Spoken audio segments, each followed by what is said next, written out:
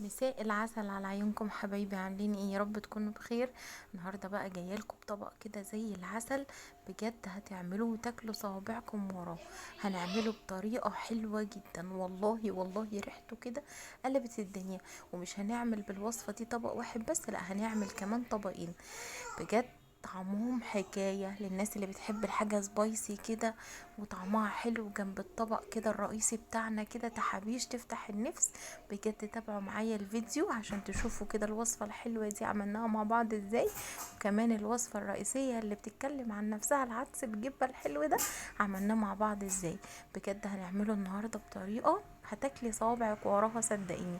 امشي معايا كده على المقادير والخطوات، بجد هتعجبكم قوي. انا عارفة ان في ناس كتير بتحب العدس بجبة وناس كتير برضو بتعرف تعمله، بس انا هقول لكم طريقتي بقى النهاردة. بجد هتعجبكم جدا جدا، وزي ما قلت لكم هنعمل طبقين مش طبق واحد بالوصفة الحلوة دي. تابعوا معايا الفيديو، ما تنسونيش باللايك واشتراك في القناة، ويلا بينا على الطريقة. اول خطوة عندي هنا هنقع العدس بجبة بتاعي. عندي حوالي كوباية ونص كده من العدس بجبة اهو زي ما انتوا شايفين. هغسله حلو جدا جدا وهنقعه لمدة ساعة في المية. النقع ده بيبقى حلو للبقوليات، وفي نفس الوقت بيسرع في تسويتها. هو العدس بجبة بياخد وقت شوية على البوتاجاز، بس عملية النقع دي مهمة. انا نقعته ساعة كده، وهنا بقى هنعمل التسبيكة بتاعته. انا بحب قوي احطهم على بعض كده عشان ياخدوا من بعض. فانا هعمل التسبيكه اهي معاكم. اول حاجه عندي بصلايه متوسطه مخرطاها كده بالسكينه زي ما انتوا شايفين. وهنا بقى ايه الطبق التاني اللي بتكلم عنه؟ هو طبق بتنجان مشوي كده، هعمله برضو معاكم. البتنجانيه هي بتشوي معايا على عين البوتاجاز على لحد ما نعمل التسبيكه بتاعه العدس بجبه. عندي بصلايه متوسطه كده خليتها تاخد كده لون مصفر كده، ونزلت عليها بمعلقه كبيره كده من الثوم المفروم. معلقه كبيره مليانه كده، انا فرمه معاها كده ايه نص قرن فلفل سبايسي عشان يبقى طعمها وهشوح فيهم كده البصلايه والثومه مع بعض لحد ما يديني اللون الذهبي الفاتح بتاع التوم كده. ومش هتتحروق ولا تاخد لون غامق، لا خالص. هفضل اقلب فيها كده، مش هبطل تقليب لحد ما تاخد اللون اللي انا عايزاه، اللون اللي هو ايه الذهبي الفاتح بتاع بصي التومه ادتني اللون الذهبي الفاتح الحلو ده. هنزل بقى دلوقتي بمعلقه كبيره او معلقتين كبار من الصلصه الجاهزه. هقلبهم كده في الاول مع البصلايه والثوم عشان تخرج اي مواد حافظه منها. هتديني لون حلو قوي قوي للتسبيكه. لو مش عايزه تحطي طماطم جاهزه تمام، حطي الصلصه بتاعتك على طول. عندي هنا بقى الطماطم بتاعتي، كميه الطماطم بتاعتي عصرتها وصفتها. اهم حاجه ان انا صفتها يعني من القشره بتاعتها وكده.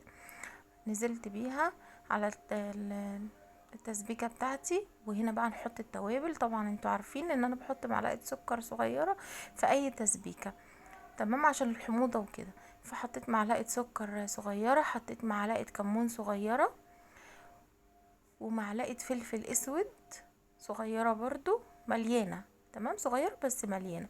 وهحط هنا ايه معلقه صغيره من المرقه الخضار الفوريه. لو عندك مكعبات تقدري تحطي، بتدي طعم حلو جدا. وهظبط الملح بتاعي، مش هكتر ملح لان طبعا حاطه ايه مرقه الخضار دي. هقلب، مش هحط اكتر من كده.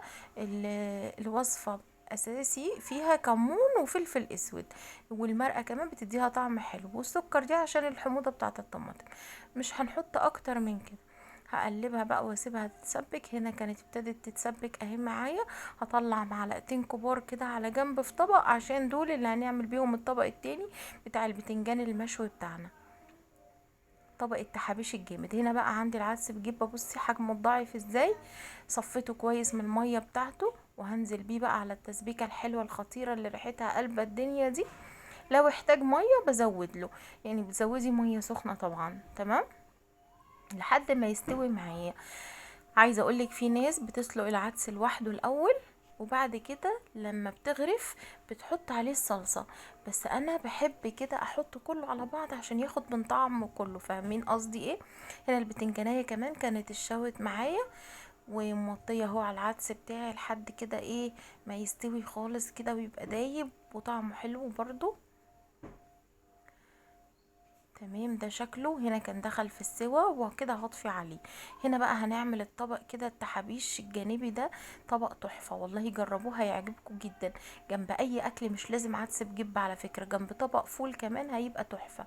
هنا بقى البتنجانية كانت سخنة موحوحة، وطبعا شويت كمان على عين البوتاجاز برضو من فوق قرن فلفل كده حلو، عشان ايه تبقى مشطشطة كده وحلوة. لو عايزة تعملي قرن الفلفل ده رومي تمام برضو هيديكي طعم حلو.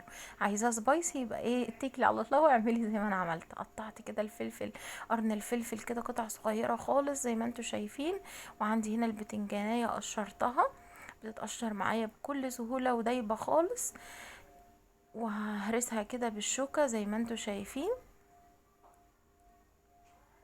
بجد احلى طبق تحابيش تاكليه في حياتك، البتنجان المشوي ده مع الفلفل بقى السبايسي، ومعلقه الصلصه الحلوه اللي احنا عملناها بالبصل والثوم دي، وحطيها كده عليها، وعندك احلى طبق تحابيش هتاكليه جنب اي اكله بتفتح النفس والله. مش لازم زي ما قلت لكم عدس بجبه، لا خالص، اعمليه كده طبق جانبي جنب اي اكله، بجد حلو جدا جدا ولو هتاكليه اصلا كده لوحده بعيش بجد والله تحفه، حلو جدا جدا.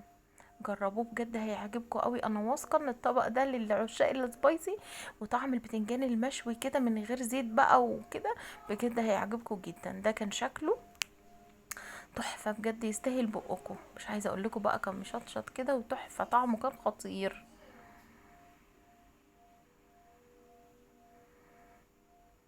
وهنا بقى غرفت كمان العدس بجبه بتاعي، مش عايزه اقولك والله ريحته كانت قلبة عندي المطبخ ازاي.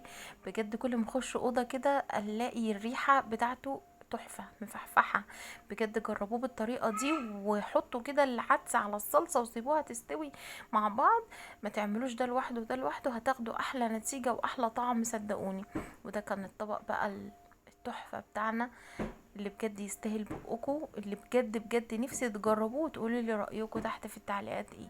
وزي ما قلت لكم يتاكل جنب اي اكله انت نفسك فيها، مش شرط العدس بجبه لا خالص، اي اكله ان شاء الله طعميه سخنه ان شاء الله تاكليه كده لوحده، بجد بيفتح النفس وطعمه حلو جدا. وبصي العدس بجبه بتاعي مستوي وتحفه ومش مهري، بجد حلو جدا جدا.